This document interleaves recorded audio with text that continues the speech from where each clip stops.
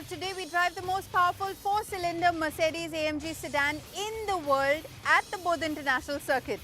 Check out the BMW i5 sedan and you get a short look at the VLF Tennis 1500W electric scooter.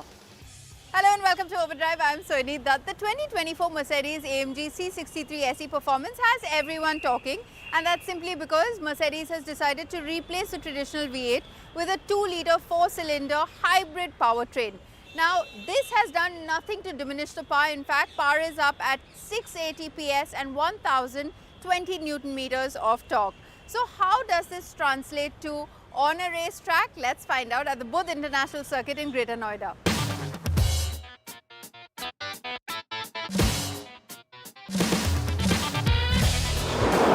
Now, when you think of a C63 AMG, the first thing that comes to mind is a raging V8 that will dominate the entire experience.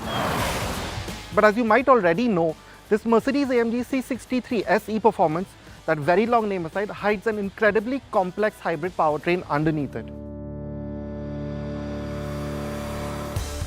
But before we get down to driving, a short tech lesson is needed. From a V8, the new C63 now packs a 4-cylinder plug-in hybrid powertrain.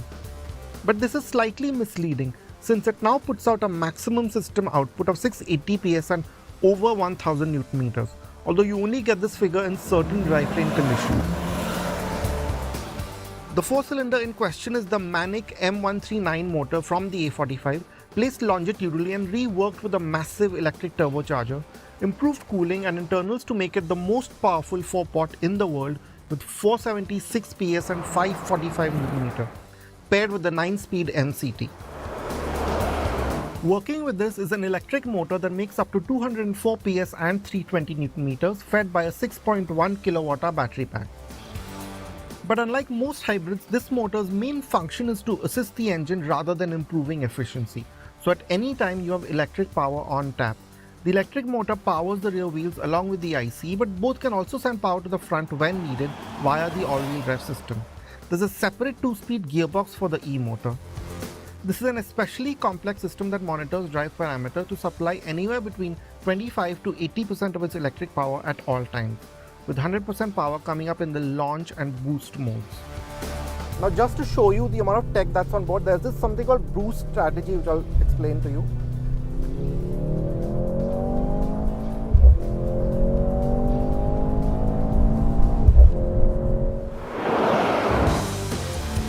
This uses the TrackPace app that you have in AMG cars with its timing functions for racetracks to optimize performance from the electric motor. All you really need to do is have the file from your racetrack downloaded onto the car. It then chooses 2 profiles based on your preference, either a hot lap or an endurance setting, which again manages the electric motors in 2 different ways.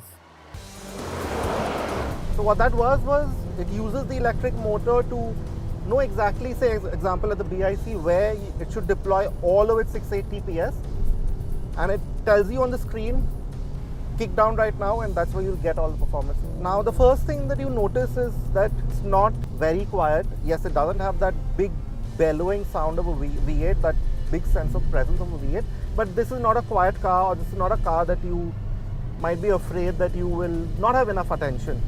It does make quite a racket around you, especially on the inside with all the piped-in audio, and in the race mode as we are right now in. It's a car as loud as you would want it to be.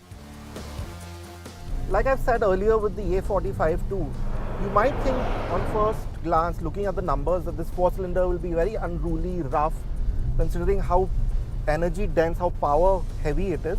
You might feel that it might be a bit difficult to tame, but again, you notice that it's very linear, smooth. There's really very little in the way of you knowing that there's turbo. Like, of course, this engine, we always know that it just keeps pulling. It has that really sharp, high-end performance. But the way this electric motor works is also really quite nice. Like, for example, right now, you've noticed that it will work very closely with the IC motor and just fill in all the torque gaps. So what that means is you have the very clear linear performance all the time. So pretty much there's a whole load of power or torque available to you at all times.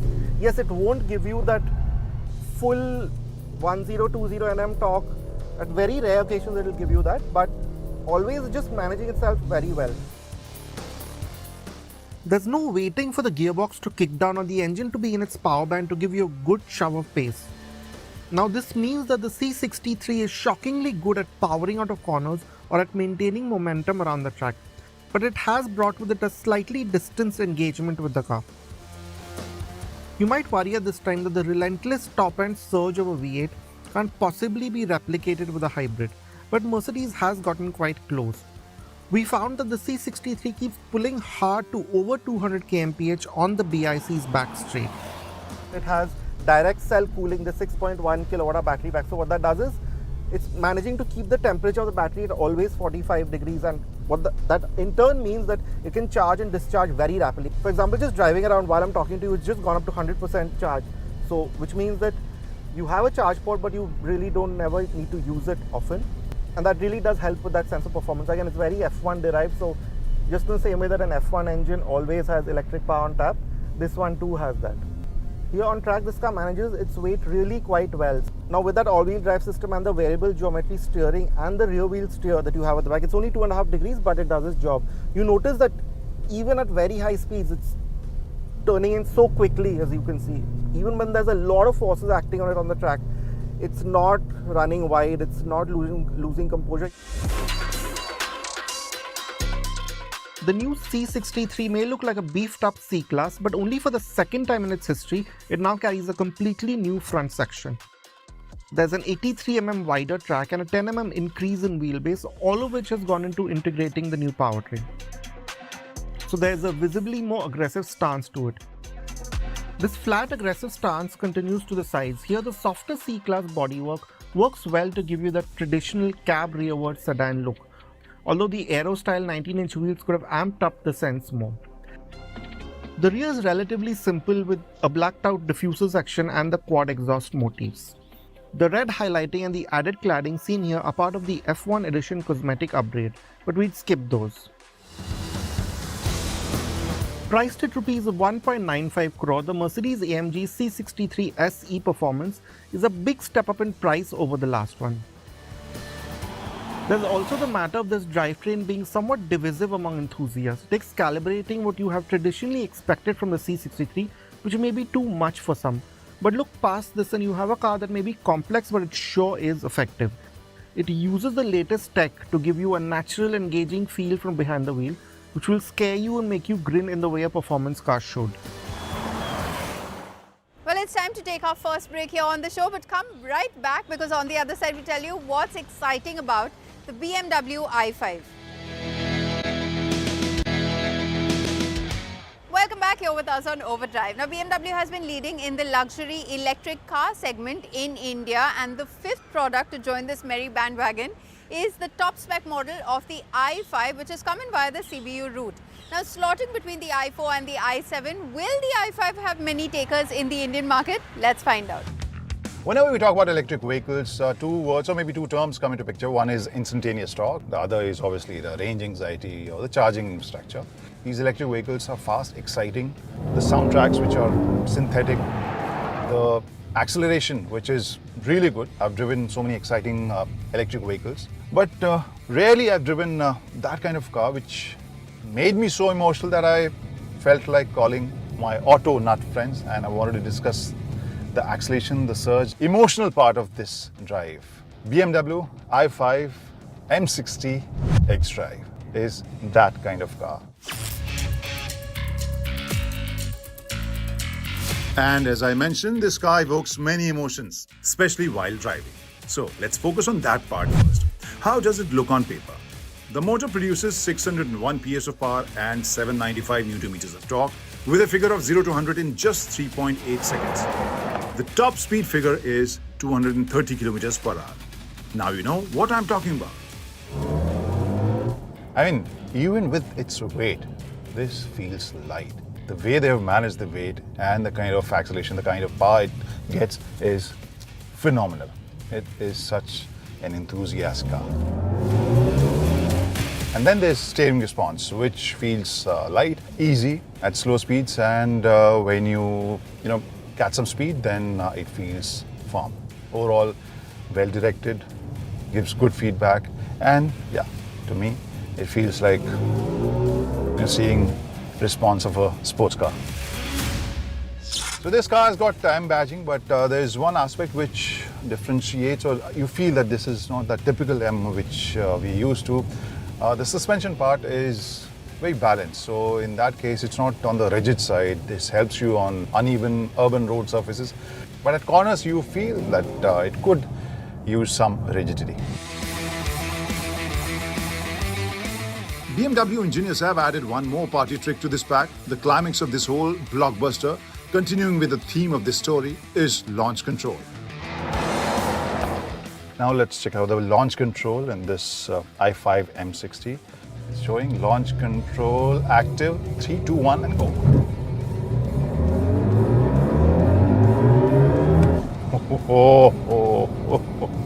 Fantastic.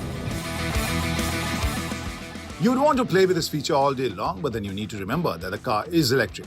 Before we move to another feature which is an EV exclusive, let me tell you that the i5 M60 is fitted with an 83.9 kWh battery with a claimed tested range of 516 kilometers, which can take just about 4 hours to fully charge if you use a 22 kilowatt AC charger.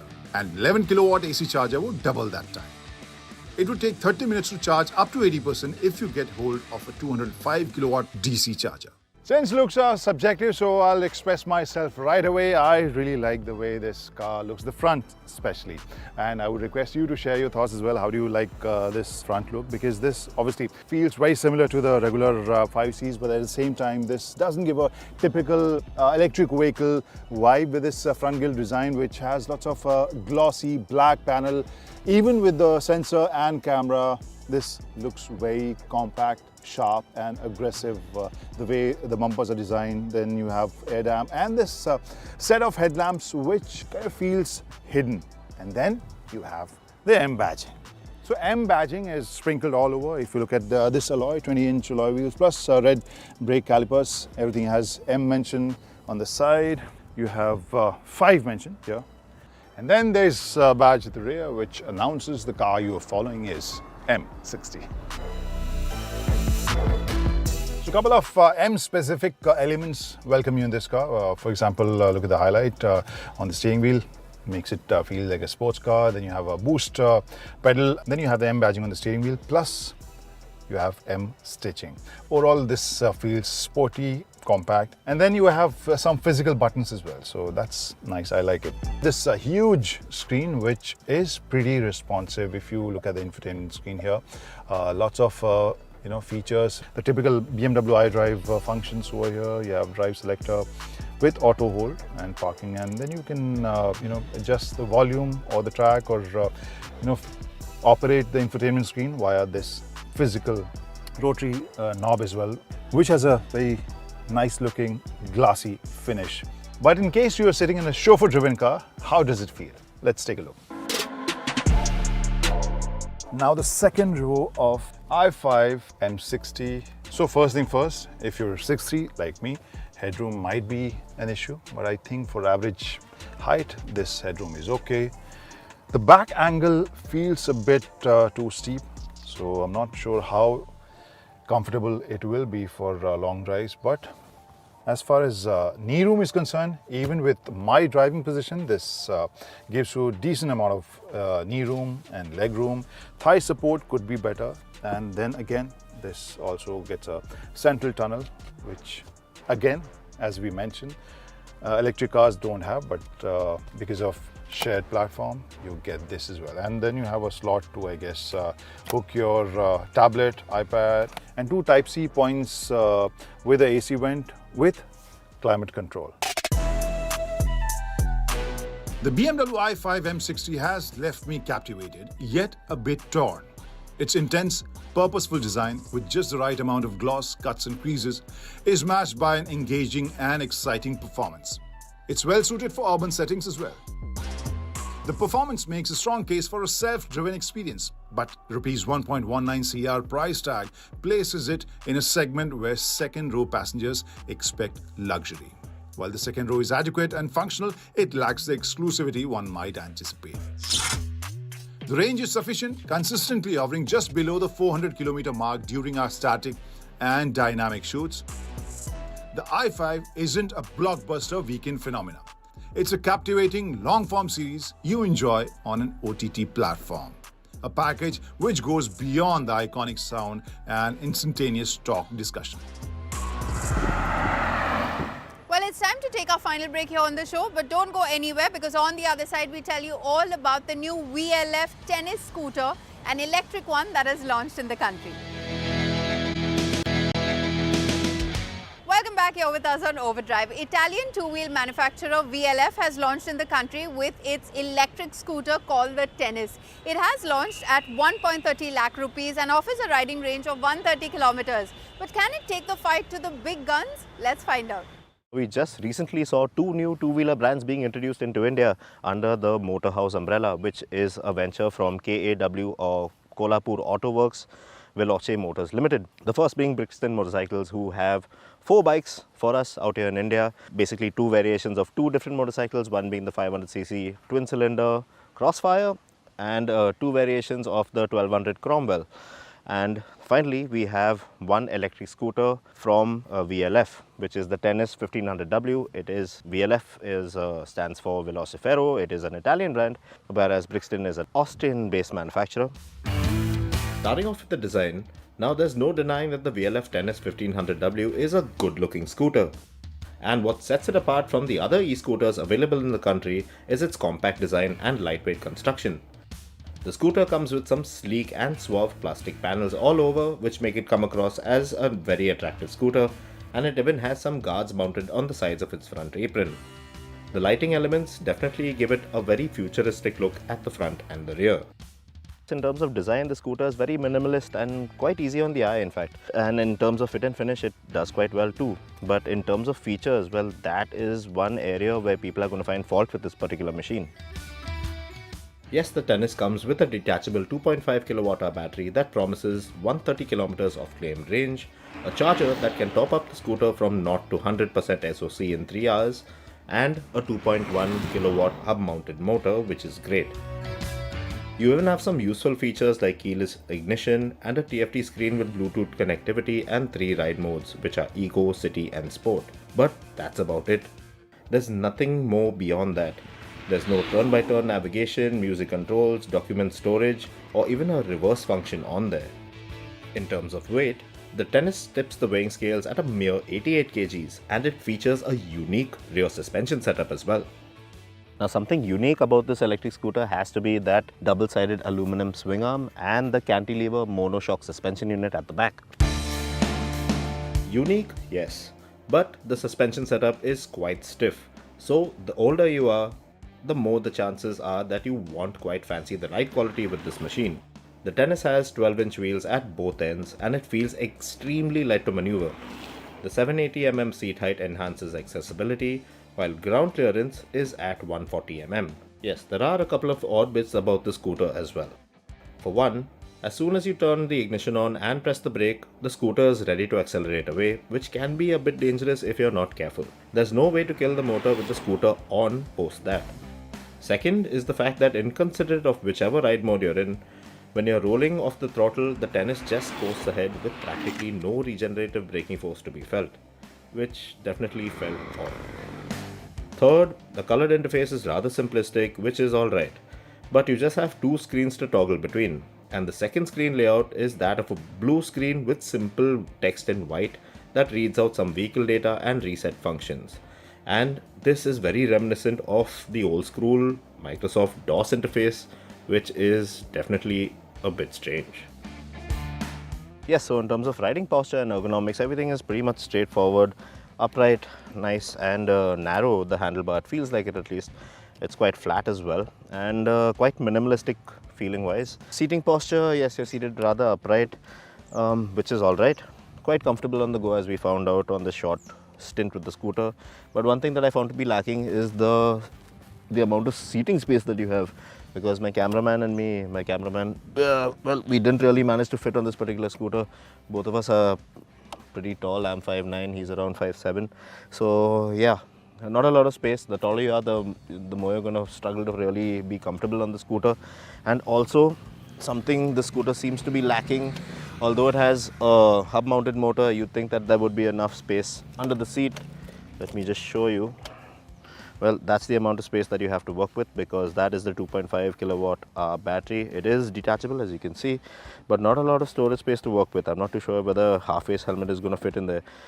So yeah, that is going to be one drawback of this particular scooter, the amount of space that you have. Although it may look really nice in terms of functionality, it does take a step back in terms of storage space and seating space as well.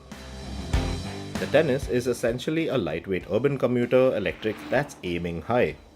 At its current pricing, it will come at a premium above popular models like the Chetak, the iQube, the V1 and the Rista. And the reason for it being so expensive is due to the fact that although the Tennis is designed in Italy and being assembled in India, Motorhouse is sourcing its parts, well, most of them, barring the tires, the battery and the charger, from China. So the scooter can't avail of any government subsidies, and that obviously comes as a major downer for any prospective buyer.